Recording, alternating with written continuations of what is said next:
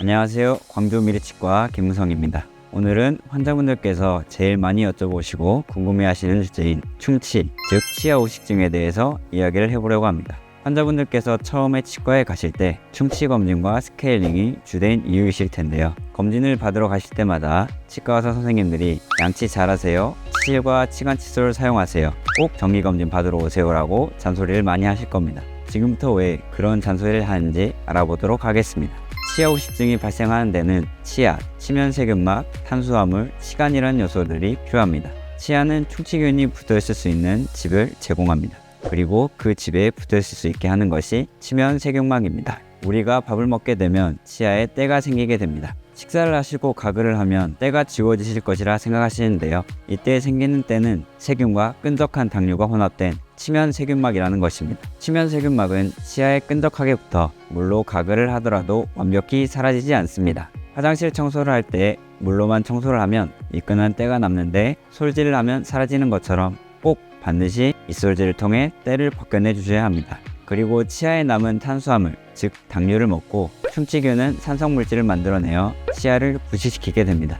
산성물질은 치아를 파괴하여 충치균이 치아 속으로 파고들게 할 수 있게 하고 치아 구조 자체를 약하게 만들어 버립니다.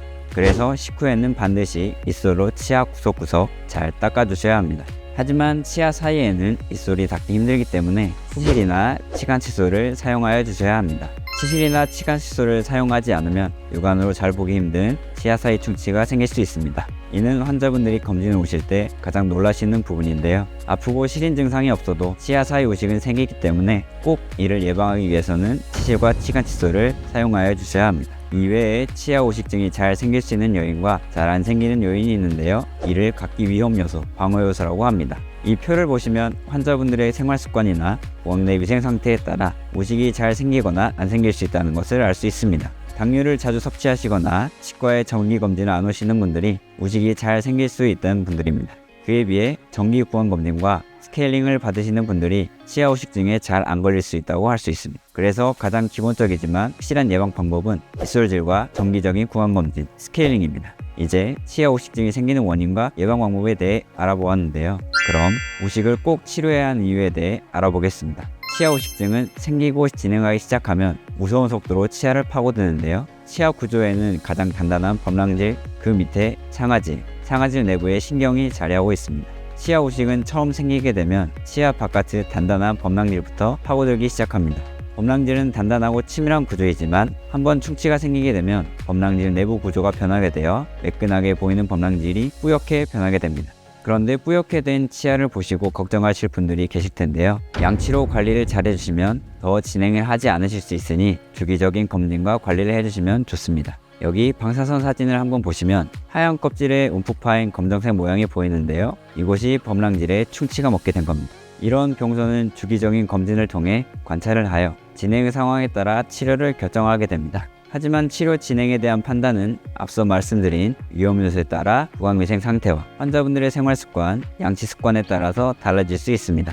그리고 범랑질을 파고는 충치는 상아질에 도달하게 되는데요. 상아질은 범랑질보다 약한 구조로 되어 있고 신경으로 통하는 구멍이 아주 크게 되어 있습니다. 그래서 상아질까지 침범한 치아 후식은 빠른 시일 내로 치료하시는 것이 권장이 됩니다. 이를 미루게 되면 후식의 범위가 커지게 되어 후식 범위만 파내면 될 치료가 신경치료로 바뀌게 될 수 있습니다. 아까 보셨던 방사선 사진을 다시 보시게 되면 이 부분은 상아질까지 충치가 진행되어 있어 곧 있으면 신경까지 도달할 수 있는 상태입니다. 이는 빠른 시일 내로 치료를 진행하는 것이 권장됩니다.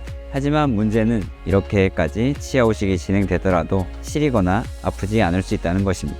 이 방사선 사진을 보시면 빨간 동그라미 부분이 치아 후식이 많이 진행되어 신경까지 침범하여 통증으로 내원을 하셔서 치료를 받으시는 환자분입니다. 하지만 파란색 동그라미 부분에도 크게 충치가 있다는 것을 알 수 있습니다. 하지만 환자분께서는 빨간 부분을 치료하고 나서 뒤에 파란 부분을 아프지 않으니 치료를 진행하지 않으시고 귀가하셨습니다. 앞서 말씀드린 것처럼 아프지 않다고 해서 치아 후식이 작거나 없는 것이 아닙니다. 저렇게 큰 치아 후식은 범위가 점점 커져 신경치료까지 진행이 될 수 있음을 알아주셨으면 좋겠습니다. 아파서 진행한 치과 치료는 환자분들 상상 이상으로 큰 치료가 될 수 있기 때문에 아프기 전에 미리미리 오셔서 검진 및 치료를 받으시는 게 아주 좋습니다.